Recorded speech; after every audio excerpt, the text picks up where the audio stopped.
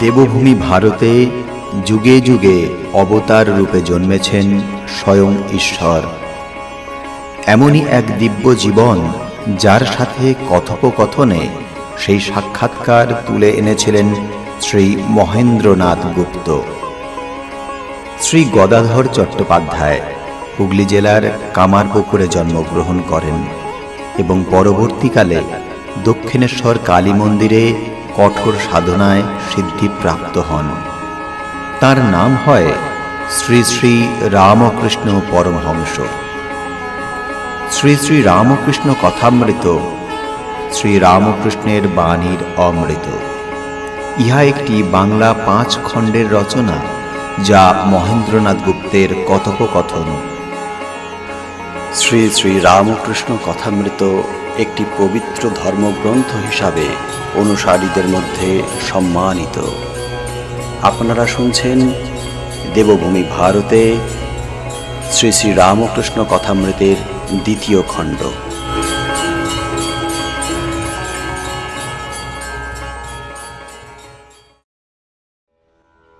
ঘরের পূর্ব দিকের দরজার কাছে নরেন্দ্রাদি গল্প করিতেছেন। নরেন্দ্র বলিলেন, আজকাল ছোকরারা কিরকম দেখেছেন? মাস্টার বলিলেন, মন্দ নয়, তবে ধর্মোপদেশ কিছু হয় না। নরেন্দ্র বলিলেন, আমি নিজে যা দেখেছি তাতে বোধ হচ্ছে সব অধঃপাতে যাচ্ছে। বার্সাই, ইয়ার্কি, বাবুয়ানা, স্কুল পালানো এসব সর্বদা দেখা যায়। এমনকি দেখেছি যে কুস্থানেতেও যায়। মাস্টার বলিলেন, যখন পড়াশোনা করতাম আমরা তো এরূপ দেখি নাই, শুনিও নাই। নরেন্দ্র বলিলেন, আপনি বোধহয় তত মিশতেন না। এখন দেখছি যে খারাপ লোকে নাম ধরে ডাকে, কখন আলাপ করেছে কে জানে। মাস্টার বলিলেন, কি আশ্চর্য। নরেন্দ্র আবার বলিলেন, আমি জানি অনেকের চরিত্র খারাপ হয়ে গেছে। স্কুলের কর্তৃপক্ষীয়রা ও ছেলেদের অভিভাবকেরা এসব বিষয় দেখেন তো ভালো হয়। এইরূপ কথাবার্তা চলিতেছে। ঠাকুর শ্রী রামকৃষ্ণ ঘরের ভিতর হইতে তাহাদের কাছে আসিলেন ও হাসিতে হাসিতে বলিতেছেন, কি গো, তোমাদের কি কথা হচ্ছে? নরেন্দ্র বলিলেন, এর সঙ্গে স্কুলের কথাবার্তা হচ্ছিল। ছেলেদের চরিত্র ভালো থাকে না। ঠাকুর একটু ওই সকল কথা শুনিয়া মাস্টারকে গম্ভীরভাবে বলিতেছেন, এসব কথাবার্তা ভালো নয় গো। ঈশ্বরের কথা বই, অন্য কথা ভালো নয়। তুমি এদের চেয়ে বয়সে বড়, বুদ্ধি হয়েছে, তোমার এসব কথা তুলতে দেওয়া উচিত ছিল না। নরেন্দ্রের বয়স তখন 19 কি 20, মাস্টারের বয়স 27-28। মাস্টার অপ্রস্তুত। নরেন্দ্রাদি ভক্তগণ চুপ করিয়া রহিলেন। ঠাকুর শ্রী রামকৃষ্ণ দাঁড়াইয়া হাসিতে হাসিতে নরেন্দ্রাদি ভক্তগণকে খাওয়াইতেছেন। ঠাকুরের আজ মহা আনন্দ। নরেন্দ্রাদি ভক্তেরা আহার করিয়া ঠাকুরের ঘরের মেঝেতে বসিয়া বিশ্রাম করিতেছেন ও ঠাকুরের সঙ্গে গল্প করিতেছেন। আনন্দের হাট বসিয়া গিয়াছে। কথা কহিতে কহিতে নরেন্দ্রকে ঠাকুর বলিতেছেন, চিদাকাশে হলো পূর্ণ প্রেমচন্দ্রোদয় হে, এই গানটি একবার গান। নরেন্দ্র গাহিতে আরম্ভ করিলেন। অমনি সঙ্গে সঙ্গে খোল করতাল অন্য ভক্তগণ বাজাইতে লাগিলেন। গান হতে লাগল, চিদাকাশে হলো পূর্ণ প্রেমচন্দ্রোদয় হে, চিদাকাশে হলো পূর্ণ প্রেমচন্দ্রোদয় হে, চিদাকাশে হলো পূর্ণ প্রেমচন্দ্রোদয় হে, জয় দয়াময়, জয় দয়াময়, জয় দয়াময়,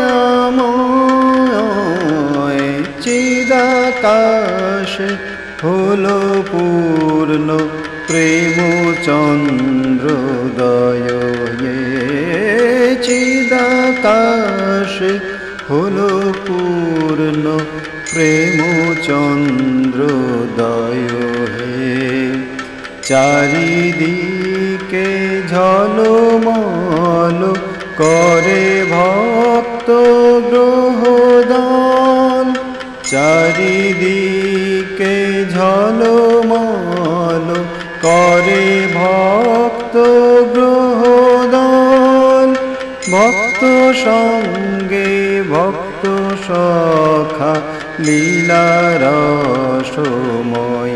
হে চিদাকাশে হলো পূর্ণ প্রেম চন্দ্রোদয় হে উথলিল প্রেম সিন্ধু আনন্দময় হে চিদাকাশে হলো পূর্ণ প্রেম চন্দ্রোদয় হে চিদাকাশে হলো পূর্ণ প্রেম চন্দ্রোদয় হে জয় দয়াময় জয় দয়াময় জয় দয়াময় চিদাকাশে হলো পূর্ণ প্রেম চন্দ্রোদয় হে চিদাকাশে হলো পূর্ণ প্রেম চন্দ্রোদয় হে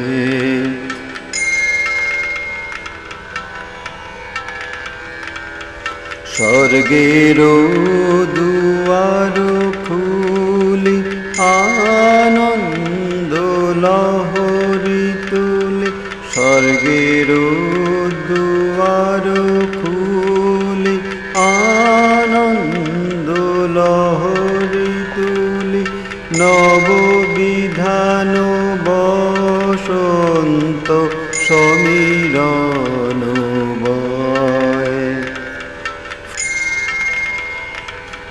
ফুটে তাহে মন্দ মন্দ লীলারস প্রেম গন্ধ ফুটে তাহে মন্দ মন্দ লীলারস প্রেম গন্ধ ঘ্রাণে যোগী বৃন্দ যোগা নন্দে মত্ত হয় হে জয় দয়াময়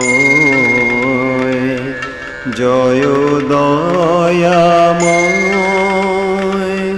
জয় দয়াময় জয়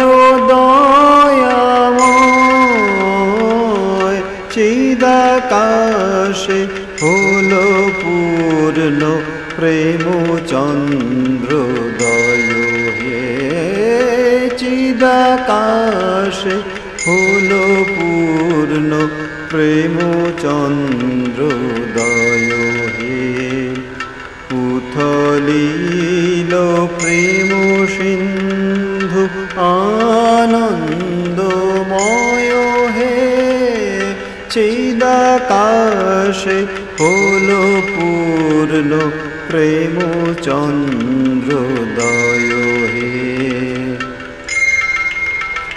ভব সিন্ধু জলে বিধান কমলে আনন্দময়ী বিরাজে ভব সিন্ধু জলে বিধান কমলে আনন্দময়ী বিরাজে আবেশে আকুল ভক্ত অলিকুল পিয়ে সুধা তার মাঝে ভব সিন্ধু জলে বিধান কমলে আনন্দময়ী বিরাজে ভব সিন্ধু জলে বিধান কমলে আনন্দময়ী বিরাজে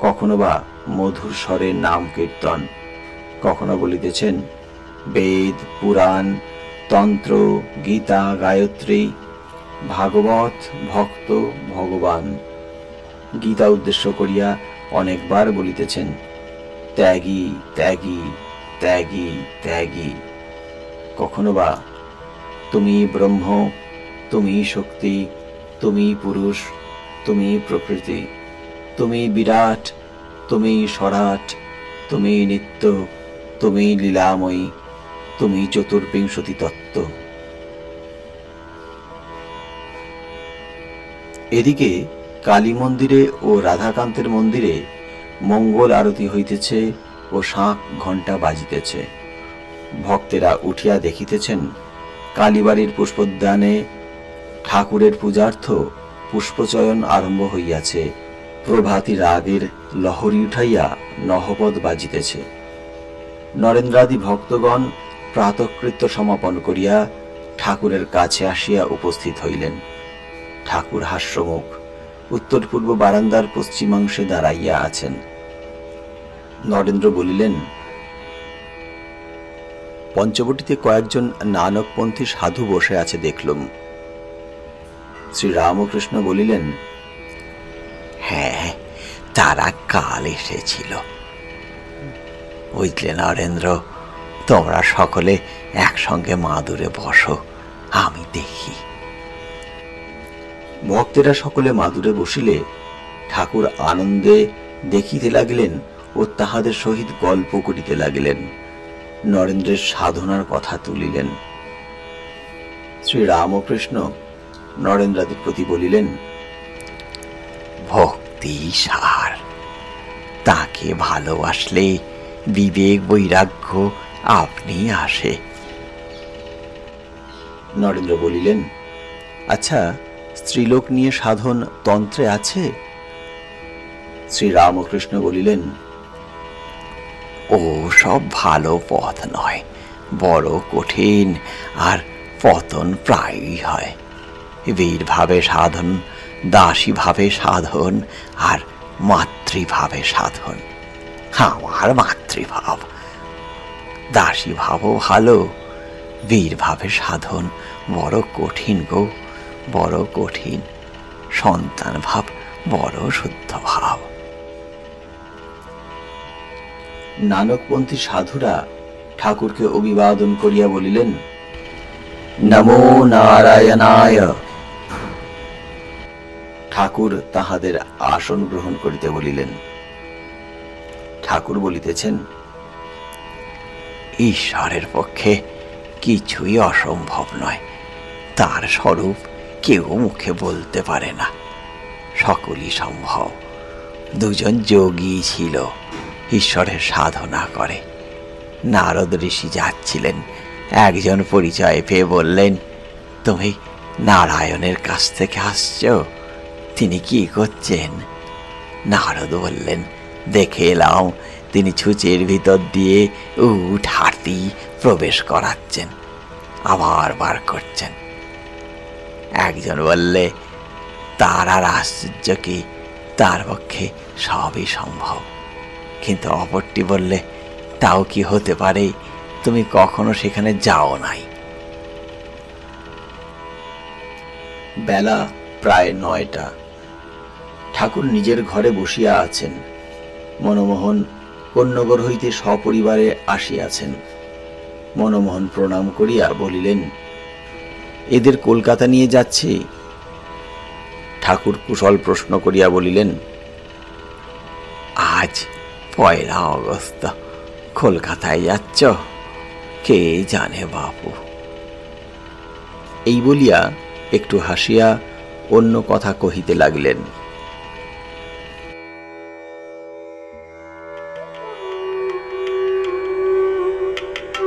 আপনারা শুনছেন শ্রীমকথিত শ্রী শ্রী রামকৃষ্ণ কথামৃত।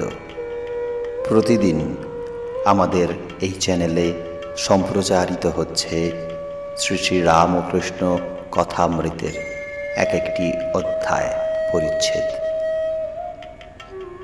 আমাদের চ্যানেলটি থেকে শ্রী শ্রী রামকৃষ্ণ কথামৃত শোনার জন্য এই চ্যানেলটিকে লাইক এবং সাবস্ক্রাইব করে রাখুন এবং বেল আইকনে ক্লিক দিয়ে রাখুন, যাতে প্রতিদিন সময় মতন এটি আপনি শুনতে পান।